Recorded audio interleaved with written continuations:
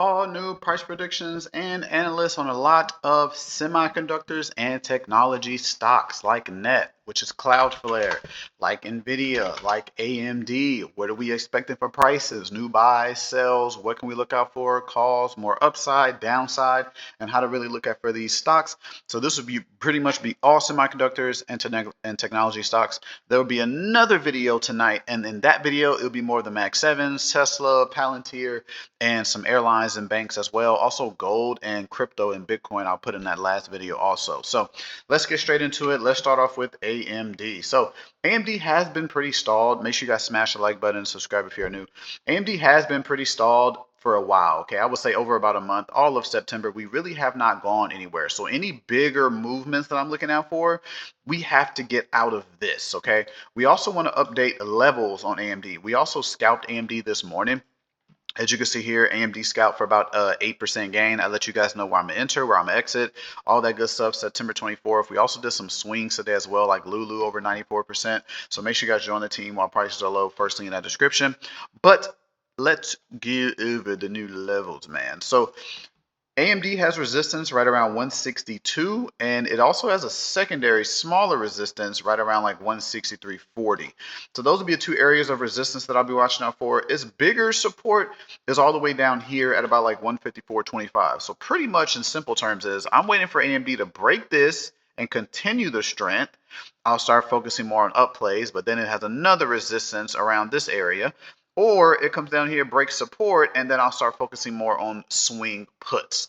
So I'm just waiting for AMD to get out of this range that is kind of, I still got some long-term shares, got a little bit of leaps as well, but any swings I'm waiting for, and also scalping wise, since it already hit big targets today, I'm kind of waiting for as well. So let's go next to Nvidia.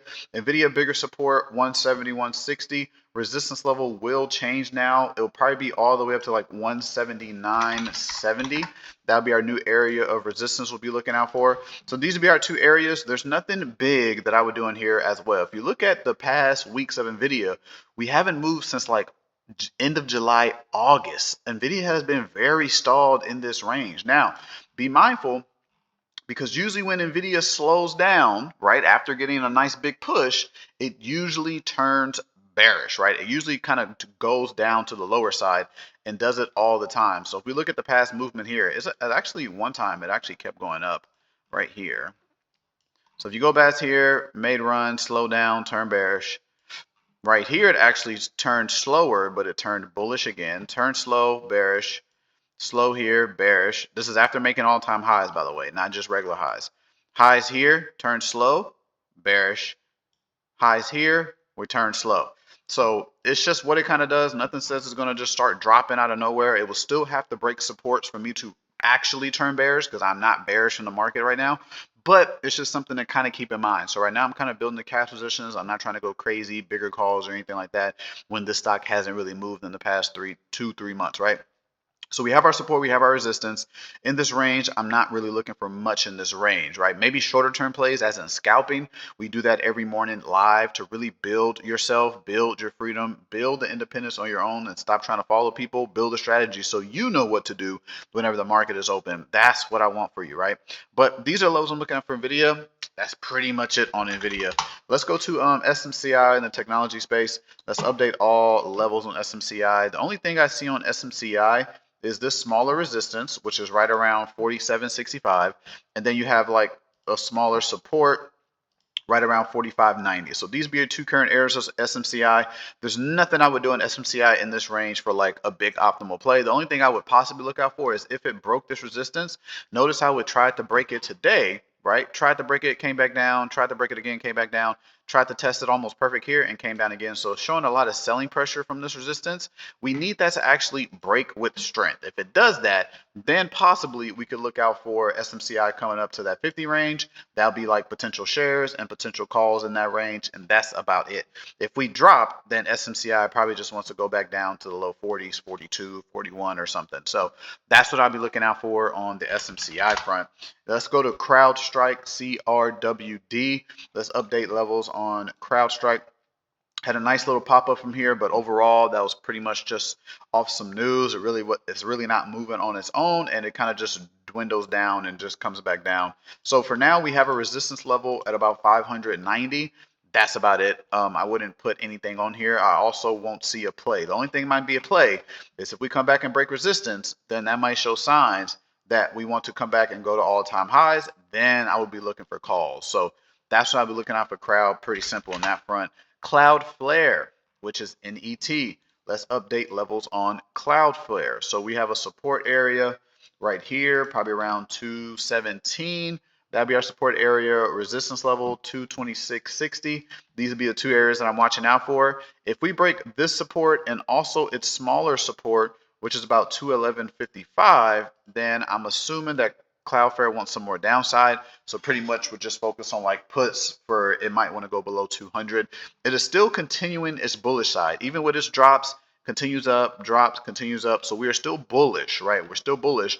But when I would start looking for more calls is if it comes back up and breaks that resistance, then I'll start looking for calls for it to go past like 230. So that's how I'll be looking out for on Cloudflare. Let's go to Intel. So Intel's actually trying to come back up after the big movement of Nvidia investing in them. I think about like 5 billion. Now they're trying to retrace back up. So Intel has a bigger resistance around here, about 33.30, which once that breaks, I'm looking for calls, but we might be able to get like some shorter calls in if we break this resistance level as well at about 32.05. So we'll see. There might be some potential calls here. It might be some potential calls there. Then I have a target of about like $35 on the higher side of Intel if it can continue that strength. And then we also have a support on Intel at about 29.20. So that's what I'm kind of looking out for Intel and the levels, current analysts on it, price predictions. And yeah, that's what I'm looking out for on the Intel. Let's go to Orcl. Orcl has support right around 299.60. It actually hit perfect today. Perfect touch. That's why you never miss a video. Smash the like button. You know the drill. Came down today, almost hit perfect. Came right back up. Pretty slow day in the market. If we look at the SP 500, slow, has some drops and just slow down overall. Let's see how IWM move. Kind of slow. 𝐾𝐭, Amazon, Meta. Yeah, all these is pretty slow. Microsoft slow. But yeah, anyway, what stock are we talking about? Yeah, Orcl came down, his support kind of came right back up. I know we all want Orcl to continue that movement, but Orcl has been nasty for the past 2 weeks after that earnings movement. Contracts boomed. You made a lot of profit off of that. Keep the profit. Don't be too eager to play something. Just because the market is open, just because price is moving doesn't mean you should be playing something, right? You should only be touching something if it's an actual play. And how to know if it's an actual play, you should be joining the team because I make it very simple. Time to build that success, okay? But support 299.60, resistance level 323.90, and that's about it, right?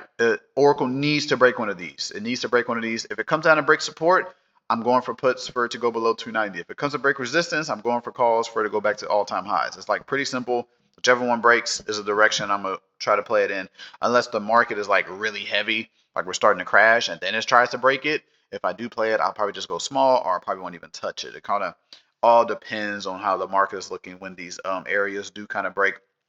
MU, I did go over MU in the video before this one, so just make sure you watch the video before this one to go over that one. ASML, so let's update levels on ASML. Resistance level is not big one, but we have a smaller one, so I'll put that on our chart at about 971.15. We'll watch out for that. And then our support at the bottom of us, that if we break, then that means ASML might want to continue this downward movement, which is around 928.15. So it had a nice movement, getting a little slower to see if it wants to continue off this movement. We need to hold that support, come back up, break that resistance. Then we could possibly see it going past $1,000, which would be a target on the upside. But if we break that support, then it might want to start giving more of this rundown and actually coming down below $900. So we'll see. We haven't had its earnings either. I think it's around mid-October on October 15th, which also could affect it. Its last earnings had some drop. The earnings before here dropped. The earnings before there, this one actually went up. But the previous earnings, all these are drops. Drops here, drops. So it usually drops after earnings. Nothing says it will go up or down, but just kind of what we're looking out for. And yeah, that's ASML.